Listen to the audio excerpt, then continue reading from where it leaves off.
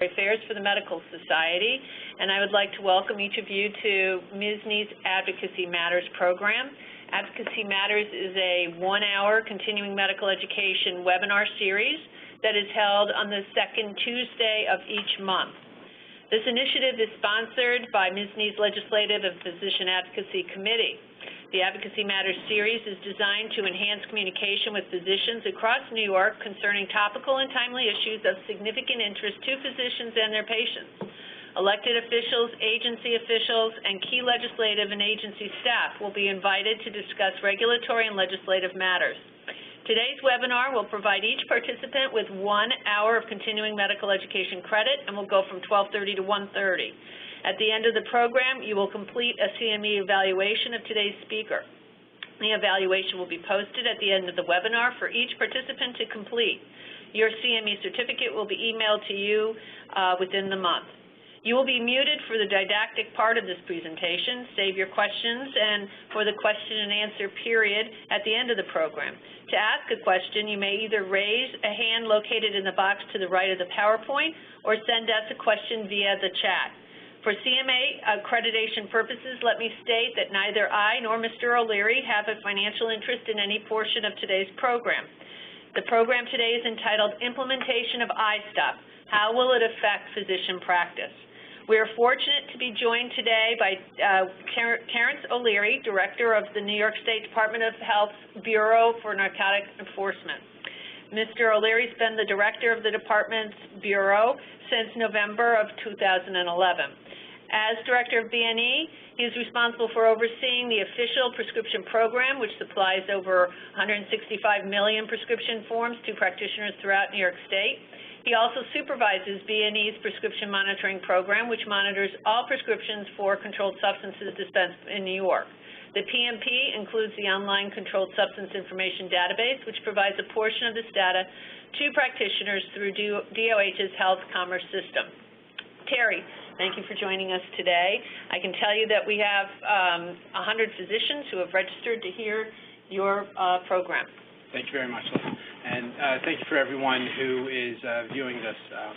We appreciate the partnership with MSNY in implementing iStop, and we have high hopes that this will accomplish the goal of the legislation, and namely addressing the epidemic of opioid analgesic abuse. So this is something that's been discussed in the press, and I don't want to go over too much, but to give you an idea, looking at this slide to frame the argument, the issue for you, this slide is actually, the data is 3 years old. A more current slide will show you that beginning in 2010, the leading cause of accidental deaths, non-intentional deaths in the United States for the first time since 1973 was not motor vehicle accidents. It was, in fact, drug-induced deaths. This chart stops in 2006, but if it were to continue, that red line would, in fact, cross motor vehicle accidents. And while motor vehicles are much safer than they were 30 years ago, you'll notice that over the last 10 years, the rate of deaths has been pretty flat. So the change has been in the poisoning deaths. So if we go to the next slide. So what causes this? If you look at this chart, you'll see that it is fueled by opioid analgesic deaths. While cocaine and heroin and other illicit drugs do account for a large portion, of poisoning deaths, the increase in poisonings is directly related to those of opioid analgesics. So what are the sources of these opioid analgesics? Next slide, please. This is DEA ARCOS data, and this shows you ordering information from pharmacies, ordering drugs from pharmaceutical companies and distributors.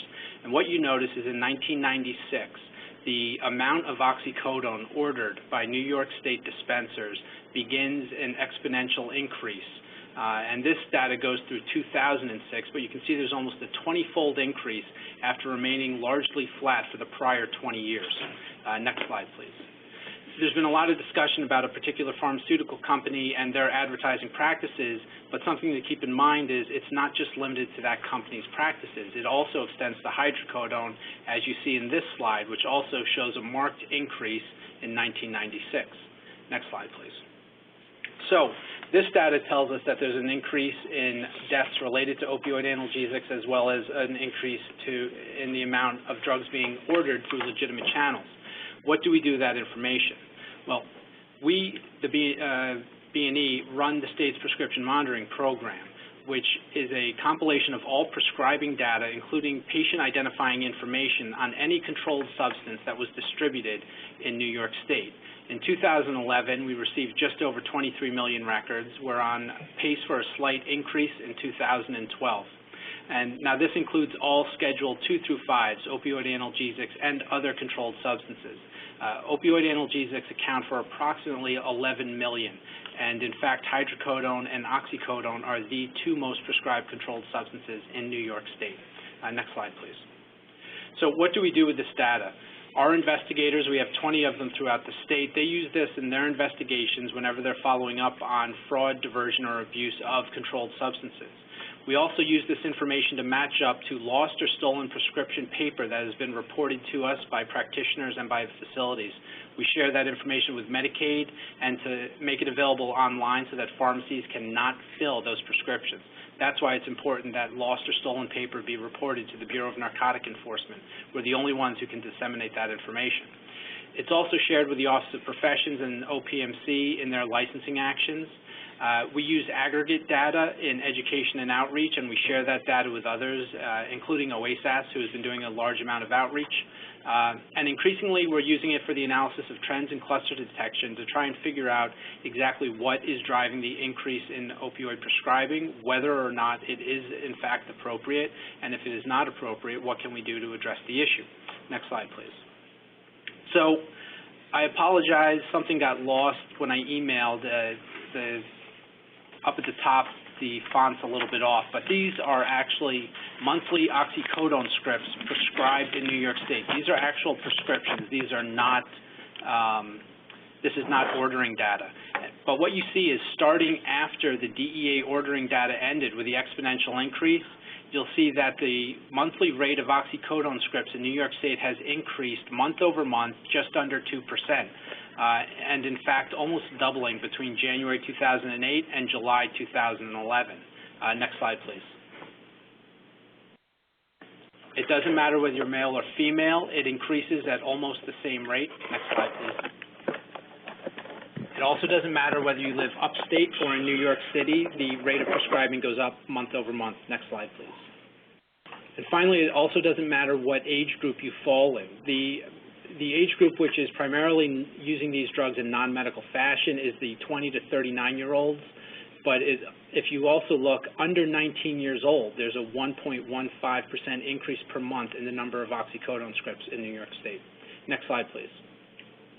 This state shows you age-adjusted prescribing rates of oxycodone throughout New York State. And what you see, the darker blue, reflects where there are higher rates of prescribing of oxycodone. And it reveals that the higher rates are actually in the portions of the state where the media will tell you there is a particular issue. Long Island, Staten Island, Hudson Valley minus Westchester, and the Southern Catskills. Now, this reflects where the patient lives, not where the drugs were dispensed or where they were prescribed. So if patients traveled into New York City to be treated by a specialist or at a larger facility, it would show their county of residence. If they lived in Westchester, it would reflect that this prescription is for a Westchester resident, not New York City. You'll also notice that out west, there are low rates of prescribing as well as in the capital region. And the highest rate of prescribing, which is in Sullivan County, is approximately 399 prescriptions per 1,000 residents. This is for the year of 2010. Next slide, please. This breaks it down by zip code, and you can notice there are concentrations in the Monticello and Jeffersonville area of Sullivan County, as well as Patchogue, Mastic, and Rocky Point on Long Island, and Tottenville and Staten Island. Next slide, please. Now, this shows you clusters. These are standard deviations from the expected prescribing rate of oxycodone for age-adjusted. And again, the larger the circle, the larger the standard deviation. And you'll notice that in Sullivan County, we see the largest standard deviations. We also see it on Long Island as well as Staten Island. Now, look at this map and look at the colors again. It shows you the age-adjusted rate, green, the darker green being the highest, and the yellows being the lowest. Now, if we can go to the next slide, please. This is hydrocodone. Notice where the elevated prescribing rates are, exactly where oxycodone was not being prescribed at a high rate. And you'll notice that the rates of hydrocodone prescribing are actually much higher for age-adjusted per 1,000 residents, with almost 6 out of 10 residents holding a hydrocodone prescription. But we see low rates in New York City, Long Island, and the areas of the southern tier where we saw elevated rates. And the elevated rates are out west, as well as around the capital region and the northern Catskills. Next slide, please. So this again breaks it down by zip code, and you will see Chautauqua County, Buffalo, Niagara Falls, as well as some areas just north of the capital region have elevated hydrocodone prescribing rates. Next slide, please. Now look at the clusters. Buffalo represents 41 standard deviations from the age-adjusted expected prescribing rate. Buffalo does have some very large pain management clinics, and they also have a graying population, but this is age-adjusted and shouldn't, it doesn't explain that alone. What you see, so the question is why? And I wish I had a one-sentence answer for you. There are a number of factors that we believe affect this. Among them are the hospital systems with which prescribers work within. Also, it correlates to local practices or usage with any type of specialty or profession. There are heightened pharmaceutical activities by certain companies in certain areas which reflect this. And also something to keep in mind is who's paying the bill for this. Third-party payers. If you notice where CDPHP is, we see higher rates of hydrocodone versus oxycodone.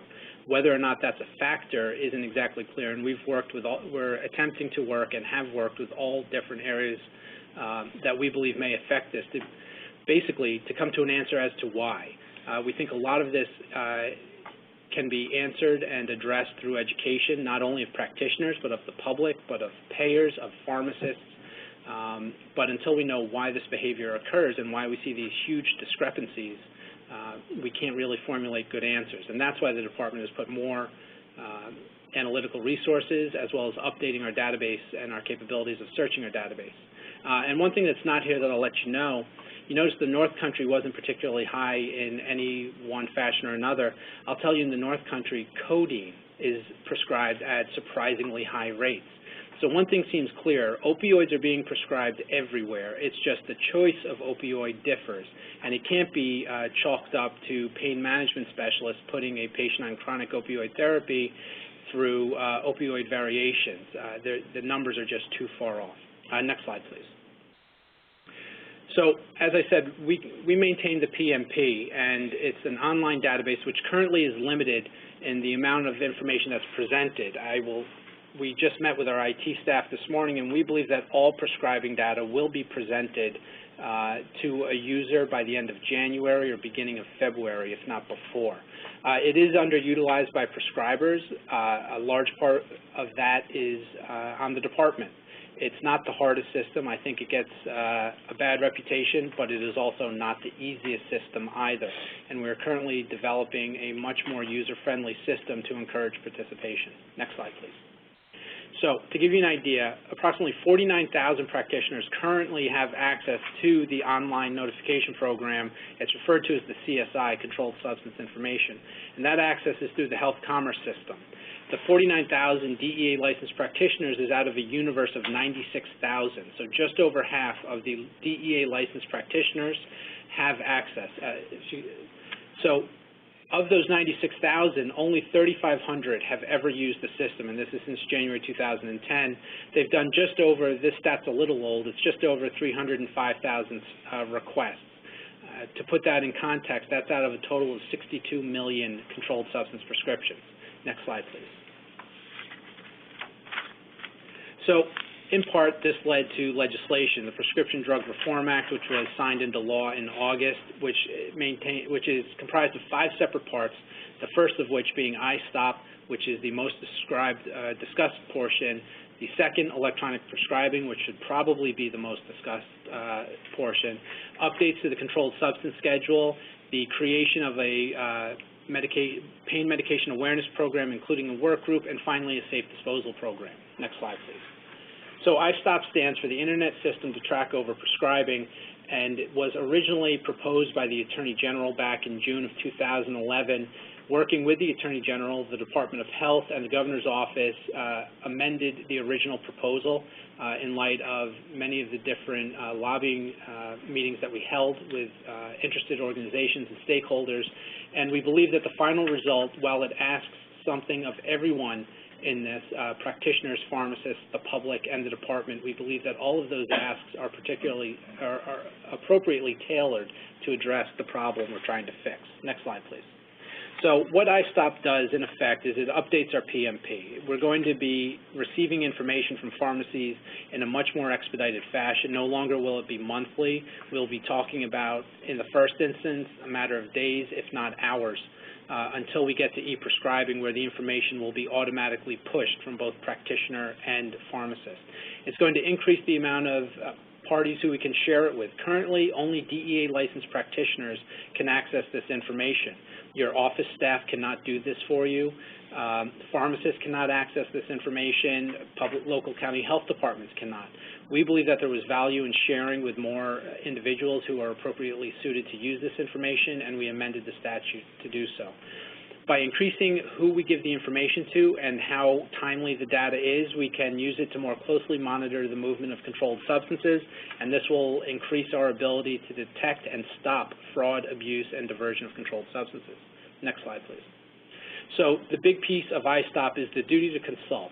Beginning on August 27th of 2013, that is 1 year from the day it was signed into law, practitioners must consult the online PMP, which is being referred to as the registry now, and in most cases prior to prescribing or dispensing any controlled substance listed in Schedule 2, 3, or 4. Now, if a practitioner is just dispensing but not prescribing, they don't have to check. If they're essentially filling the role of a pharmacist, they won't have to check. It is the act of prescribing and initiating the movement of controlled substance out of the closed controlled substance loop that initiates this duty. To give you an idea of the 23 million prescriptions in 2011, 21 million of them were for Schedules 2, 3, and 4. Next slide, please.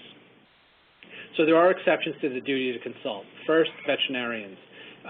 This is a database of information about human beings. It is outside of the scope of practice for them to check.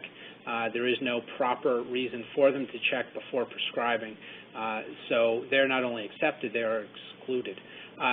If you are issuing methadone a prescription for methadone to someone who is seeking treatment for addiction, this is not for pain. This is for someone who is seeking treatment for addiction. You do not have to check the system. And something to keep in mind, methadone prescriptions for the treatment of addiction are the only controlled substance prescriptions which are not reported into the PMP. Those have been exempted, I can't even tell you for how long, but at least for a decade. If a practitioner is administering a controlled substance, if the pill is being ingested in front of you or if you are putting the needle in the patient's arm, you do not have to check the system. If it is being used within an institutional dispenser, you don't have to check the system. So this is the third floor of the hospital, if the patient is going to be using the controlled substance in the institutional dispenser. However, if the patient is taking the drugs home with them, you do have to check. And one thing I'll mention, my wife just had minor outpatient surgery and was given a shocking amount of oxycodone to take home with her.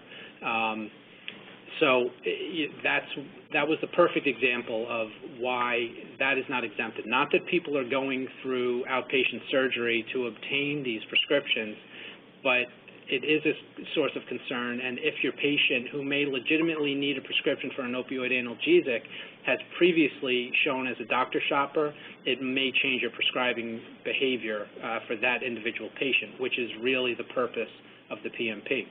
So for someone who is prescribing within an emergency room, you can prescribe up to a 5-day supply without having to check. However, with the increased use, with the ability to designate obtaining the information from the PMP, we are certainly going to encourage hospitals and emergency rooms to have someone obtain that information and present it to the prescriber before they write a prescription. If you're treating a patient who is admitted to a hospice program as defined in the Public Health Law, Section 4002, you'll be exempted from having to check the system. Obviously, care at the end of life, addiction is not the main issue to be concerned, and we did not want to impede patient care. Also, if there's a failure of the PMP, if our power goes out or if your power goes out, and as we saw with Sandy, technological failures, which can extend for weeks at a time, do not alleviate the need for opioid analgesics, and we do not want to impede patient care. Next slide, please. If a practitioner is unable to access in a timely manner, some practitioners do not practice in a group practice, they do not work with a hospital, they do not have on-call staff, and they may not be at their office. If they're not able to access in a timely manner, they can do what is an equivalent of an oral prescription now, a 5-day supply without checking. We felt that struck the right balance between assuring that a patient could be treated in a timely fashion while limiting it to 5 days would give the practitioner enough time to follow up with internet access and check the PMP before extending to a 30-day supply or more. If consultation would adversely impact the patient's medical condition. For this, I'm not going to give a hypothetical. There are many, but really this is we can't foresee every instance, and this will be borne out by time and experience, but at the end of the day, we want to make sure that the patient is appropriately treated.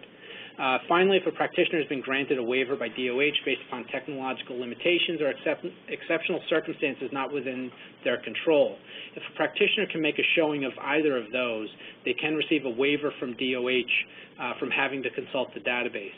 This is based in part upon the AG's report when they initially released iStop. They found that 4% of practitioners, DEA licensed practitioners, did not have access to broadband technology, which of course would be a technological limitation which would affect their ability to check the online database.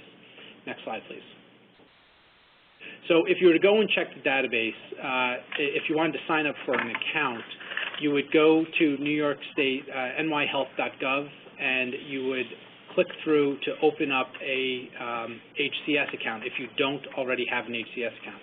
And we've previously partnered with MSNY, and I know they have some of our materials, and they've been a great help in signing up practitioners. And not to put them out, but I would offer their services again. So on the first page, you would apply for a medical professional account. Now, if you happen to be a pharmacist, or if you know of a pharmacist who wants to sign up for access, they would do the same through the medical professionals account. Next slide, please. So once you go, you have to enter in your information as it shows on your state education-issued license, because what we do to confirm that a person who is seeking access is in fact a licensed professional is we run all requests off of SED's database, so it has to match up exactly. Next slide, please. Once you enter in the information, you will be given an opportunity to modify what is within the HCS account. And beginning in August, when designees will be able to check the database for you, this will be at the portion where you'll be able to endorse a front office staff or other designee to check to obtain the PMP data for you. One thing that's very clear is if you're having front office staff check for you, you obviously cannot delegate your clinical decision to that front office staff. A licensed professional is going to have to do that, either you or a mid-level practitioner. But obtaining the information and the process of going through of pulling it off the website can be delegated to another employee or individual. Next slide, please. So once you have an HCS account, this is how you're going to access the CSI. You go to the HCS homepage. It's here at the bottom of the page. If you go to nyhealth.gov and put in HCS, it should lead you to that page. Next slide, please. Once you log in, this is the login page. Next slide, please. When you initially go, you see the maze of all the different applications that are put up by the Department of Health. You're going to want to go to C for CSI, Controlled Substance Information, and you can right-click, and there will be a green arrow, and you'll see all the way to the left on this slide, circled in red, is CSI dispensing information. You can save it as a favorite, essentially, so that every time you log in, it immediately presents on the left there, and you don't have to search for it. Next slide, please. Now, once you search a patient, and this is current, this will change and become much easier by August. You currently have to enter your patient's name, gender, date of birth, as well as your DEA number. Under the current statute, this can't be delegated to another individual. You need to be putting your information in. You'll notice we don't ask for Social Security, driver's license number, or any type of insurance ID, and that's mainly because we don't require one. There are instances where undocumented individuals and people who may be paying cash may not have some type of government-issued ID will need opioid analgesics. So obviously this is a gap in our system, is that we rely upon doctors in the first instance putting the proper name on the prescription, pharmacists then correctly entering that information into their file that they upload to us. So here you see it's Jack Spratt. If you have concerns, you may also want to enter John Spratt, or if it's spelled differently. What will come up is anything that sounds the same, and we're increasing homonyms and other similar names so that nicknames and the rest appear. Next slide, please. It will ask you to confirm that the information you entered is correct. Next slide, please. And then this is what you get back. And I apologize, I can't see the exact dates, but up top you'll see prescriptions written by me, and me being the DEA number that was entered. And you'll see it's a Jack Spratt with a specific date of birth, and there was a prescription written on a particular date. It gives the date the prescription was written, the date it was filled, the actual chemical name, the strength, formulation, as well as the quantity, number of pills, and the day supply. You'll see that this practitioner whose information was entered actually wrote 2 prescriptions to Jack Spratt with 2 different dates of birth. So similar dates of birth will be presented just in case there was information incorrectly entered. Now again, this might be 2 different Jack Spratts, and one thing we want to stress is this isn't a claim system, and this isn't a thumbs up or thumbs down. There may be information in here which raises concerns and leads to a discussion with your patient, but you shouldn't feel that you cannot prescribe if this information, if you can appropriately account for this information. Any discrepancies, there is a link you see on the bottom of this page that you can link to us, and we will try to address any discrepancies, which is something that comes up. It comes up now with current use of the system. What we find by and large is very often it's doctor shoppers who are being less than forthcoming with the practitioner, but as I'll describe a little bit later, there are anomalies within our data, and largely because we don't use a unique identifier and can't use a unique identifier. So on the bottom of this page, you see prescriptions written by others. This is information. These were prescriptions from other DEA numbers. If you are a practitioner and you wrote on a facility's DEA number, it may be a prescription that you actually wrote, and you may have to check your own records as required in Article 33 to reconcile that. But these are the prescriptions that are attributed to Jack Spratt with these 2 different dates of birth. Next slide, please. Next slide. So currently, as I said, there's a threshold of 2 and 2. So if you write a prescription to your patient and another person writes a prescription to the same patient, but they only go to one pharmacy, their information will not present in the database currently. That is going to change in early 2013, where all information will present to the practitioner. However, keep this limitation in mind, because you may know that you wrote a prescription for a patient.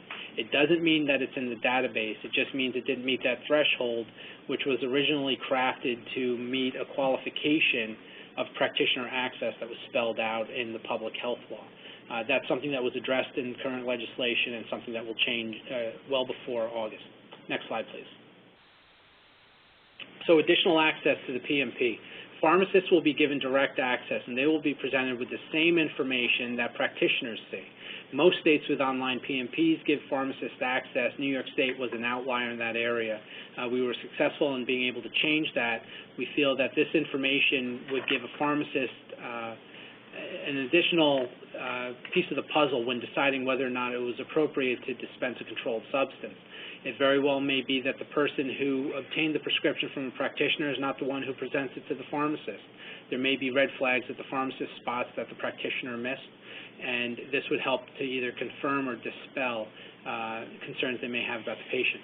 The Attorney General's Medicaid Fraud Control Unit will be able to request specific data sets without a subpoena, as long as the request for that data set is based upon an actual investigation and within their charge of investigating Medicaid fraud.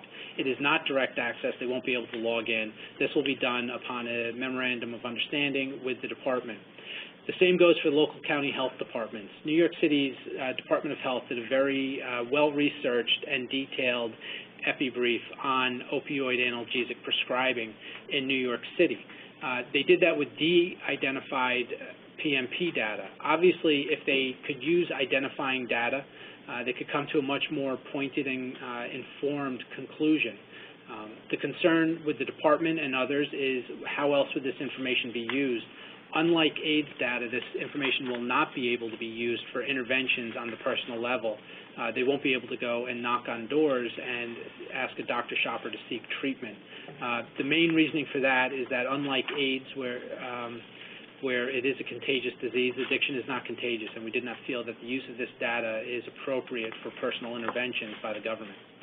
Medical examiners and coroners, unless they're also a practitioner, a DEA licensed practitioner, they do not have access. That's going to change. We're going to give them access to help them reach more informed conclusions as to cause of death. Finally, patients. You cannot request your own information. There is no recourse for a patient who wants to challenge their data in the system. Now, if the information has been incorporated into the patient's medical file, they can then go through the process of trying to obtain their medical file.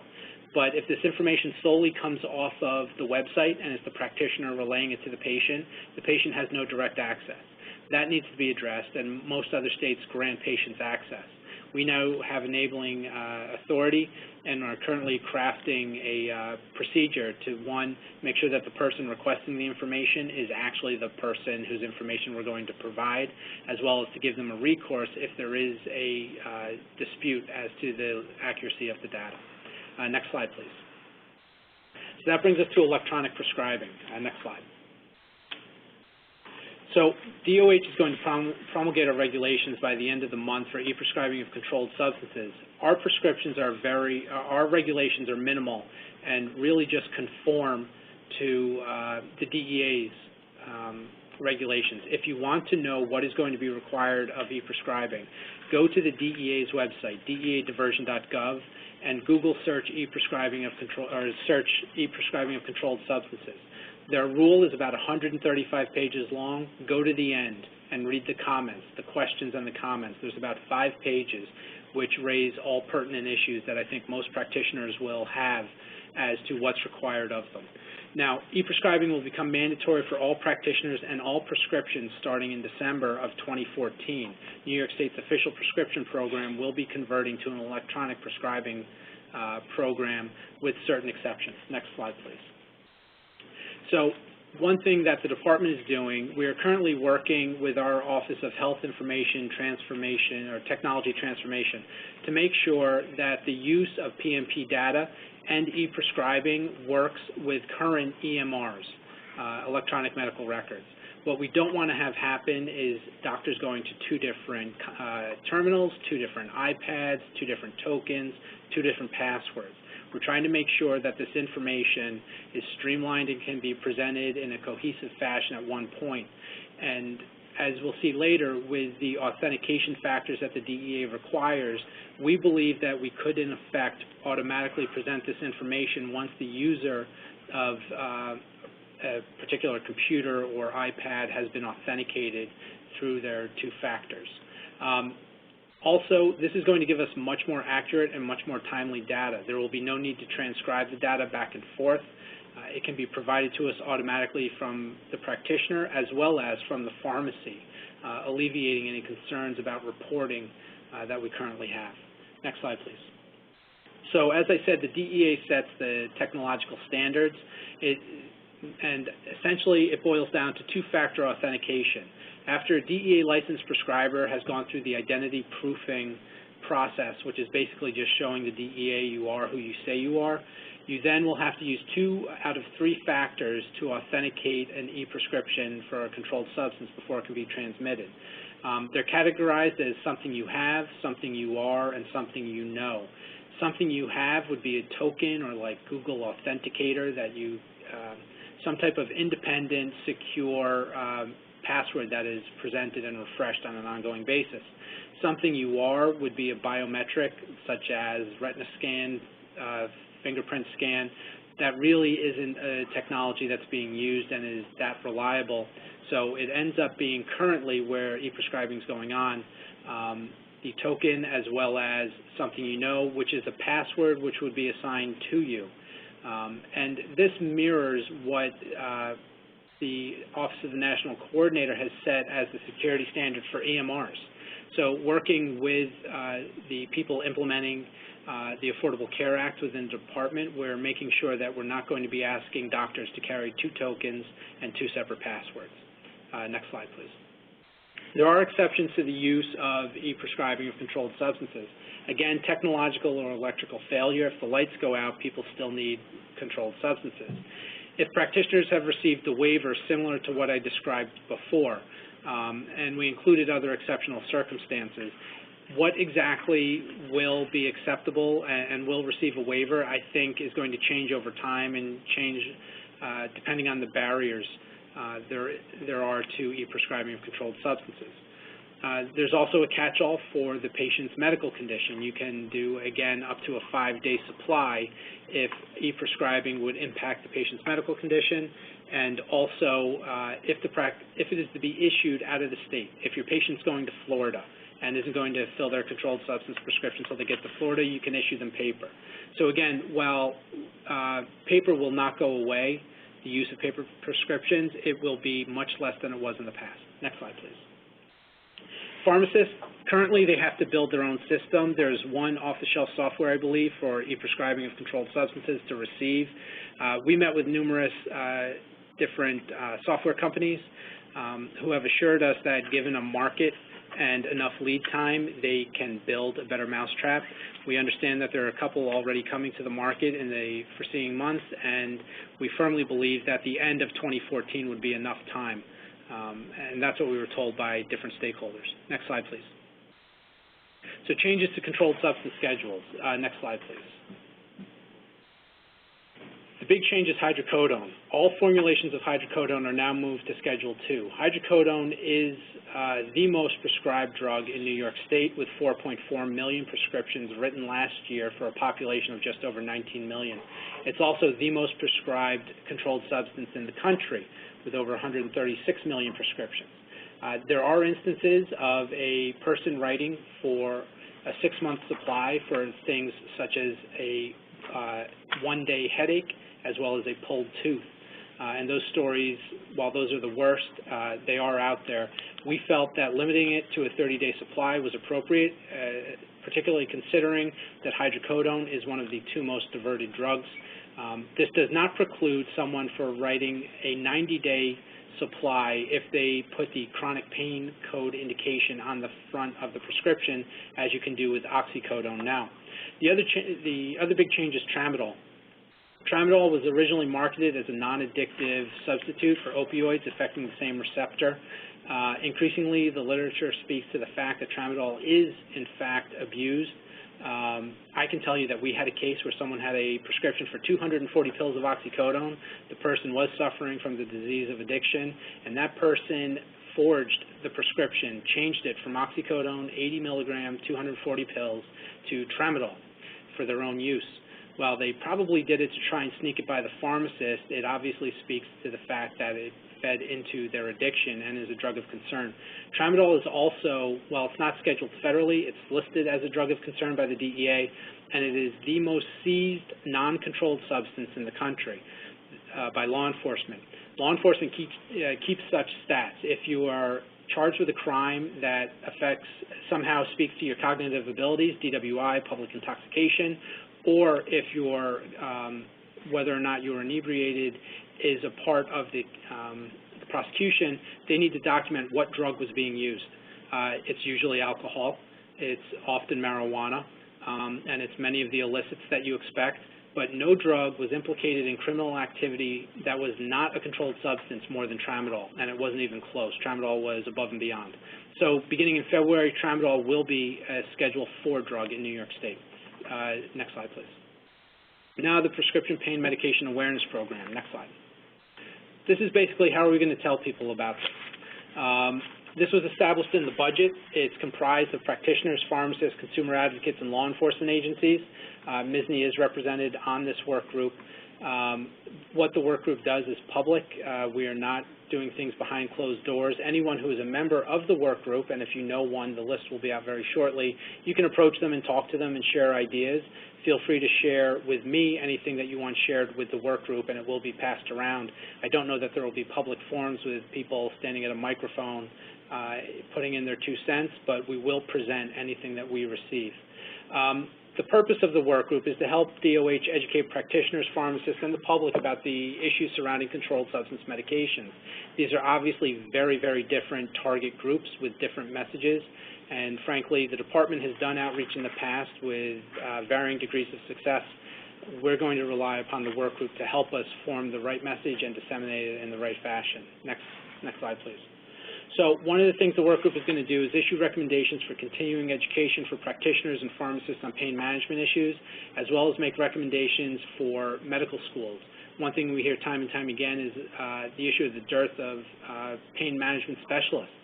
And in large part, we believe that may be addressed through requiring a pain management course in medical school or encouraging it as a specialty. However, there will be recommendations made to the commissioner, who will then make his own recommendations to the legislature.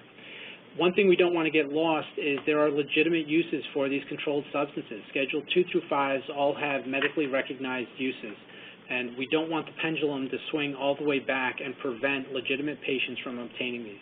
Finally, this work group is going to give us guidance with the implementation of iStop. The best example is, what is a designee?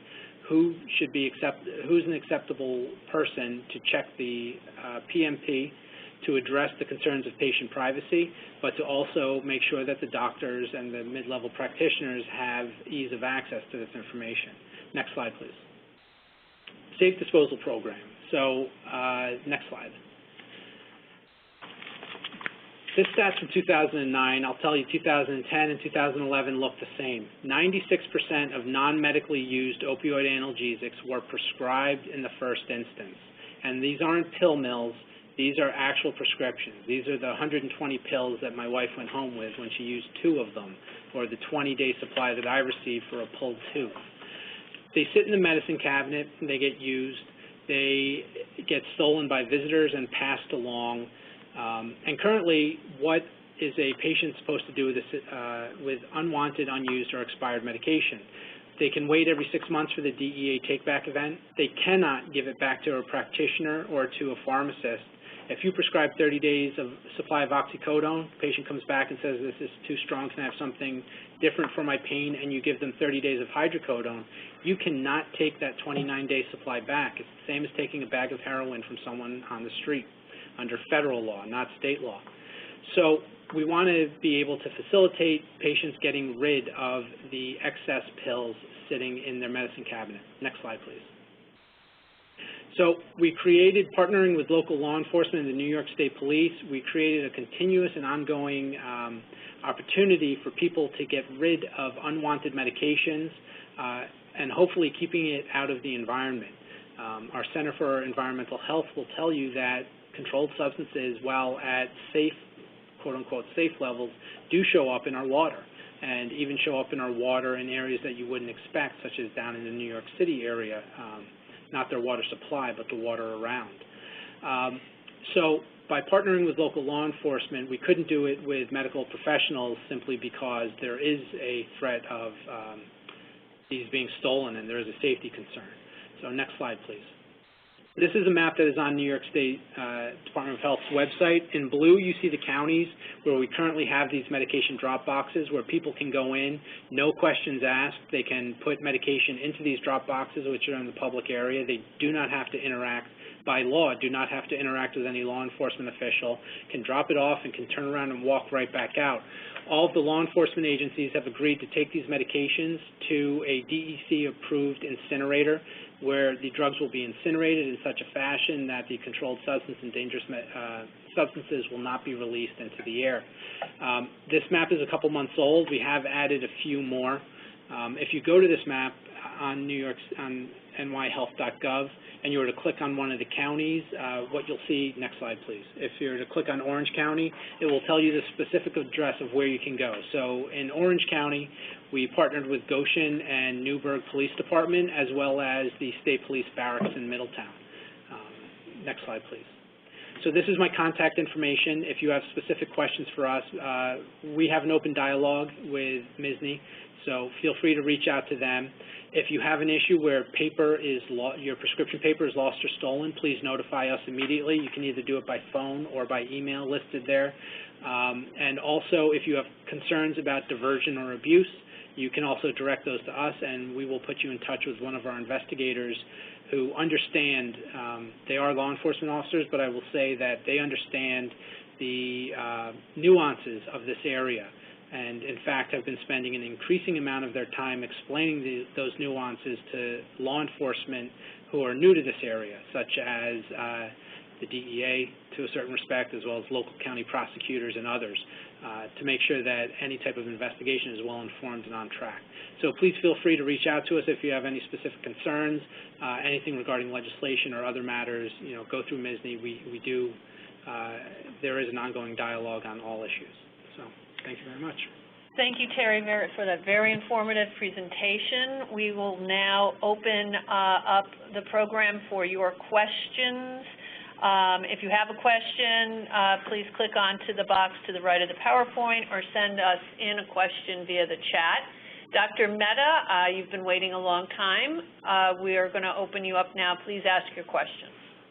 My question is that on the health site where we go to check that all the prescription drugs being prescribed by different prescribers, what I find is that list is almost about a month old. In other words, if somebody went yesterday and got a prescription of Xanax, I would not know. Yes, that's correct. And currently, the reporting requirement is that pharmacies have to give us the information by the 15th of the month following when it was dispensed. So sometimes in articles, you'll see a 45-day lag.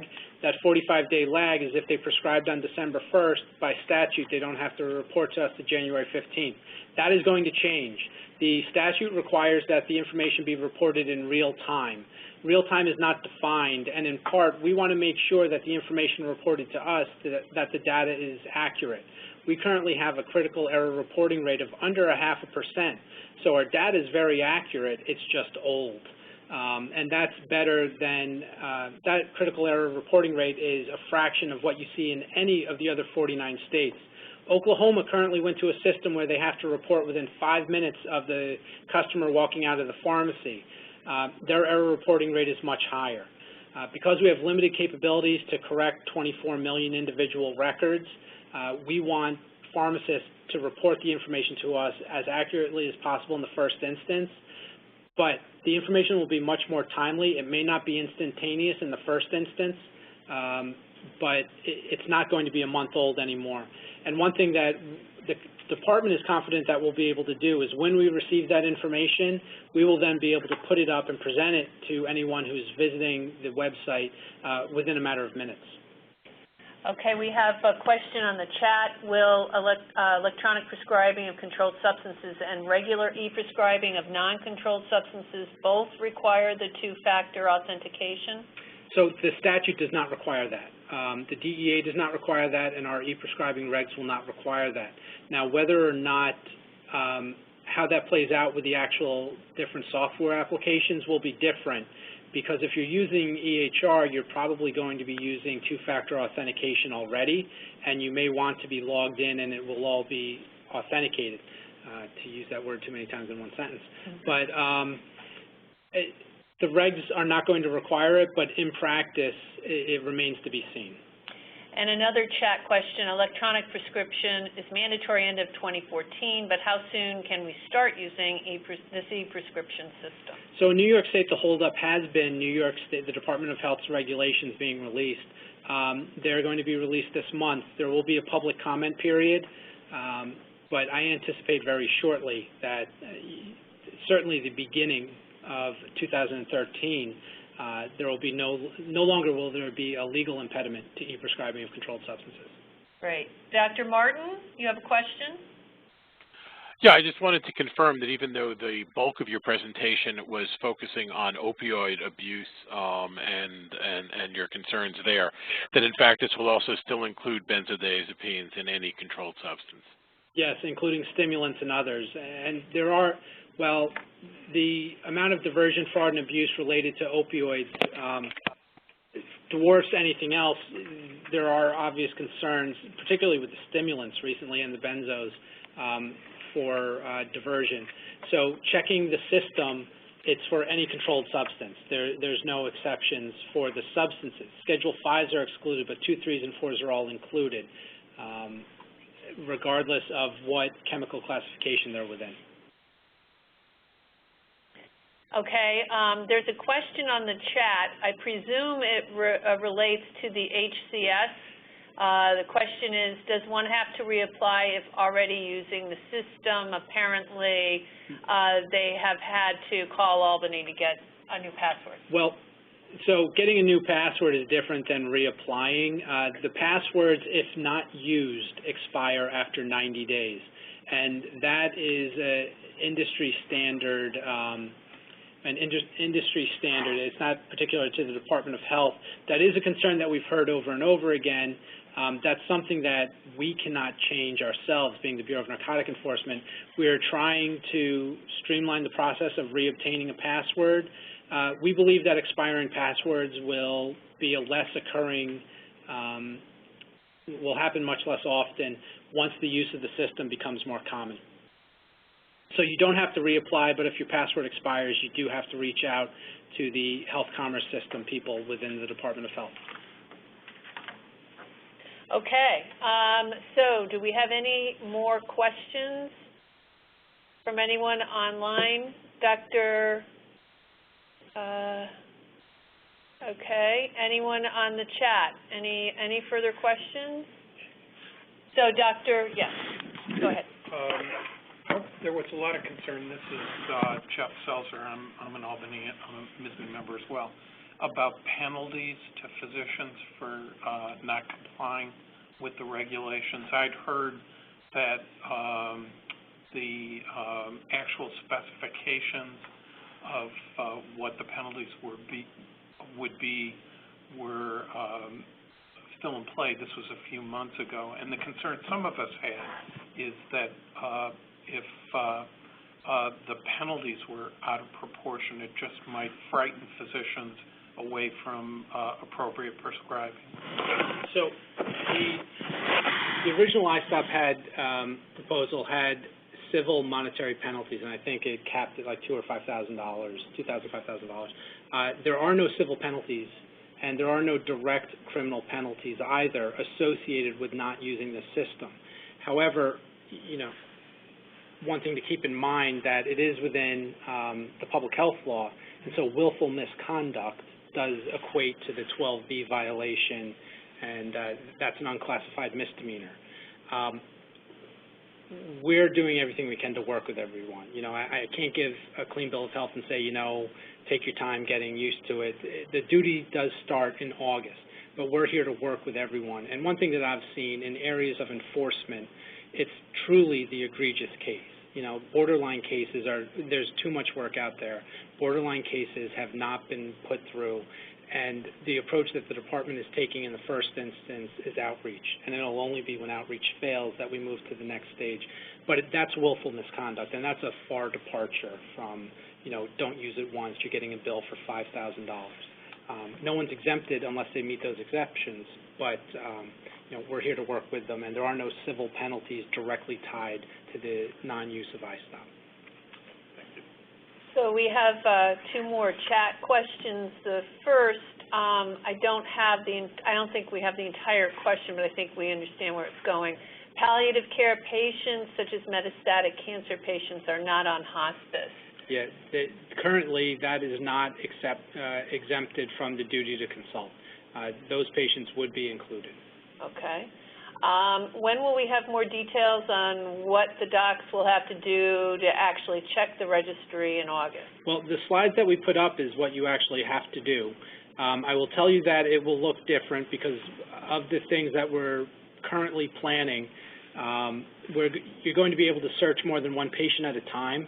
So if you're in private practice, you or your designee, if you know you're seeing 30 patients the next day, you can put in all 30 patients at once and be presented with one report. We are also going to let you search your own DEA number to see what has been dispensed using your DEA number. We find that this is one of the better ways, particularly for high prescribers and pain management, to track when their DEA number is being used illegally. So we'll be presenting more information, but how to access it, the information that was up on the screen, getting an HCS account, and then how to access through the HCS is how it will be done. And again, we hope that this will change once e-prescribing starts. Okay, Dr. Martin, I think you have another question. Yeah, it was actually Dr. Seltzer's comment triggered it. Is there a documentation requirement? Otherwise, it's going to. I just don't see how that workflow is going to work. If I don't have a full EMR, I'm just going to check online before I write a script. There's nothing I can do other than put a note in the chart saying that I looked at it. There's no record easily being kept, I assume. So the Department of Health captures that information. We capture the user ID that accesses the system, as well as the IP address which accessed the system, when it was accessed, and what the search run was.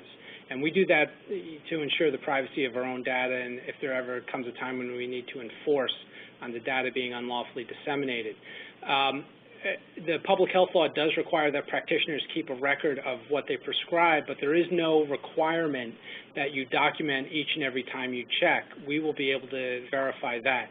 Now, whether or not you want to keep that record on your own, whether it's wise practice or not, I can't really opine on that. But the Department of Health has access records, so that we'll know if you checked or not. But that to follow up. I don't know that record will be accessible to you. Right, that was what I was going to ask, is that if it is good practice, which I presume it is, it would be nice to be able to access it from online rather than having to hope that I have a chart where I can jot it down. Yeah, and keeping in mind the different reasons why this information is kept. It's not only to inform practitioners and dispensers, there's also a law enforcement component and a public health component, but the law enforcement component would preclude us from sharing our internal audit trail with people who request it. We have another chat question asking whether it's now illegal to send over-the-counter prescriptions via electronic prescription capability, why there are a lot of over-the-counter meds for nursing home and ARC home patients. That's within state ed, but the answer is no. The only limitation is on the e-prescribing of controlled substances. And I believe that state ed just recently amended their regulations to remove the DAW box, some of the technological limitations. It is not illegal. Okay, so we have now posted the evaluation form. I'm going to ask if there's any further questions to please raise your hand or send them through the chat. Dr. Martin, do you have another question?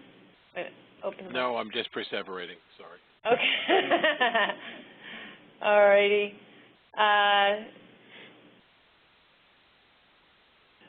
Dr. Mehta, do you have a question?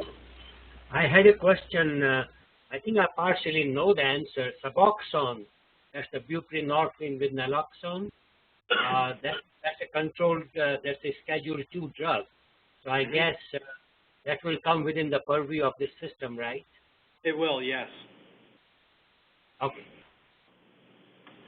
Okay. Seeing no further questions, no further hands. Again, wait a minute. I think we have another chat coming in. Okay.